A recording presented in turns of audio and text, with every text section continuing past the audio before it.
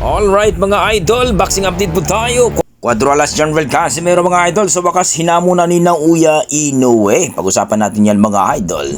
Pitbull Cross mga idol, muli na naman daw ang dinaya. Pag-usapan natin yan mga idol. Kahapon po mga idol, no?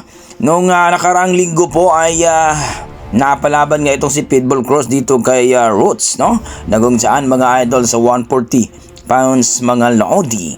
At napakagandang bakbakan mga idol. Napaka-agresibo itong si Pitbull Cross mga idol.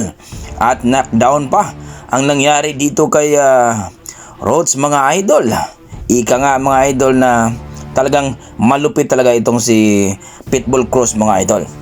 Nung nakaraan din ay muntika ng matalo si Davis dito, no? Gervonta Davis. Pero ayon sa ating mga boxing fans, nang panalo ng mga dapat itong si Pitbull Cross dito kay Davis mga idol sa nakarang laban nila.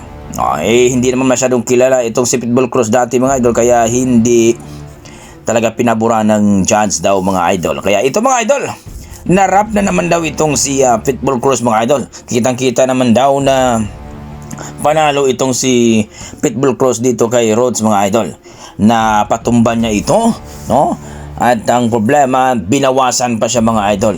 At kitang-kita naman daw ang pagka-agresibo ni Pitbull Cross at ang mga patama niya na talagang solido daw.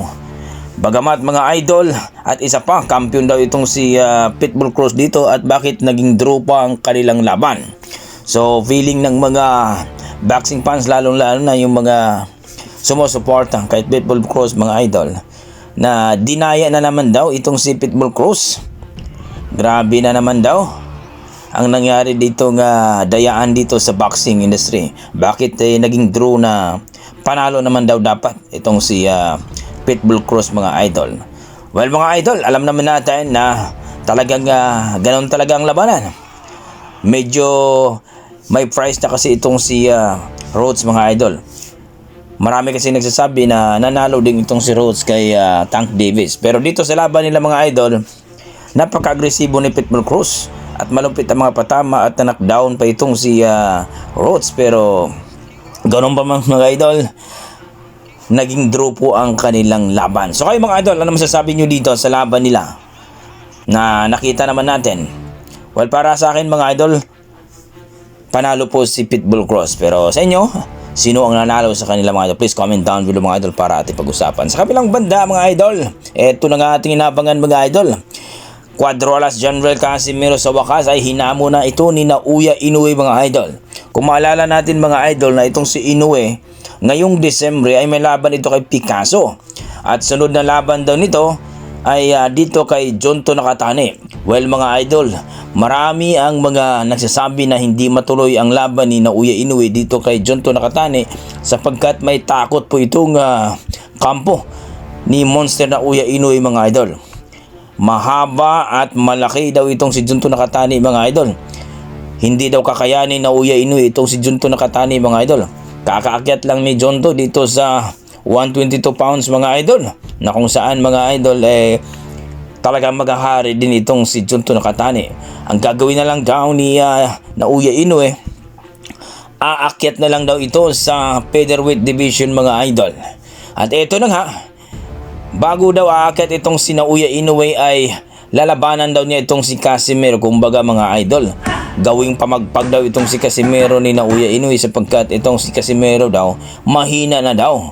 Kung maalala ninyo mga idol na nakita ito nung laban ni Casimero at ni Kinuski Kameda mga idol, na hindi siya nanalo dito kay Kinuski Kameda, bagkos nagkaroon pa siya o duguan pa si Casimero sa laban nila. Kaya mga idol, eto na, hinamon na ni Naoya Inoue itong si Casimero na ito ang lalabanan niya bago umakyat itong si Naoya Inoue sa featherweight division. Magandang balita ito mga idol. Alam naman natin na talagang inaabangan na natin. Pero gaya ng sinabi natin mga idol, kailangan ni Casimero ng 100% condition mga idol para makuha ang tamang timbang sa 122 pounds mga idol.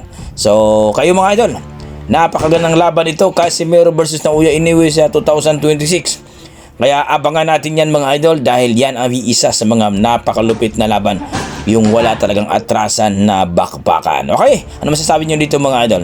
Please comment down below mga idol para ating pag-usapan. Maraming salamat.